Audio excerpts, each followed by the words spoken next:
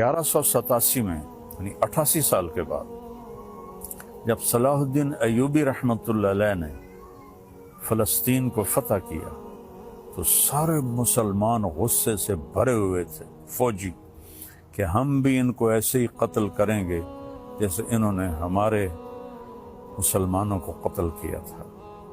اس سے پہلے ایک جنگ ہوتی ہے، جنگ حطین، اس میں سارے عیسائی بادشاہ یورپین اور مقامی 60,000 کا لشکر، اور صلاح الدین ایوبی کے پاس 20,000 کا لشکر تھا۔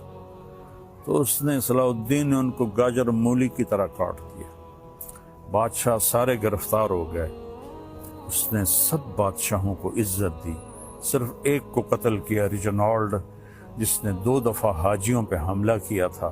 یہ کرک اردن کے شہر کا حکمران تھا اور حج کا راستہ کرک سے جاتا تھا، تو اس نے 2 دفعہ حاجیوں کو قتل کیا اور کہا بلاؤ اپنے محمد کو۔ تو صلاح الدین نے اسے پیشکش کی ایمان مسلمان ہو جاؤ۔ انہوں نے کہا میں نہیں ہوتا۔ انہوں نے کہا ہم یہ بادشاہوں کے ساتھ، اس نے کہا میں نے 2 دفعہ قسم کھائی تھی تیرے قتل کرنے کی جب تو نے حاجیوں پہ حملہ کیا تھا، تو آج محمد نہیں آ رہا، آج محمد کا ادنا غلام آ رہا ہے۔ اس نے ایسے وار کیا اور اس کی گردن پیچھے لٹک گئی، باقی سارے بادشاہ کانپنے لگے۔ اس نے کہا ڈرو نہیں، ہمارا مذہب ہمیں یہ نہیں سکھاتا، ہم بادشاہوں کو، عزت داروں کو ہم عزت دیتے ہیں، لیکن یہ بہت حد سے آگے بڑھ گیا تھا، اس لیے میں نے اس کو قتل کیا ہے۔ پھر آ کر انہوں نے یروشلم کو گھیر لیا، اور وہاں تو فوجی کوئی نہیں تھی، چند سپاہی تھے۔ تو آ گئے جی ہم نے صلح کرنی۔ صلاح الدین نے کہا صلح کس بات کی، اب تو میں فتح کر چکا ہوں، اب تو میں اس پر فاتحانہ داخل ہوں گا، میں اس پر فاتحانہ داخل ہوں گا۔ جب فاتحانہ داخل ہوں گے تو غلام، باندیاں، مال غنیمت، کتنا کچھ تھا۔ تو انہوں نے منتیں کی کہ مہربانی کریں آپ ہمیں معاف کر دیں۔ تو آپ 88 سال پہلے دیکھیں کہ قتل عام سے گلیاں بھر گئیں، اور 88 سال بعد ایک مسلمان جو اپنے نبی سے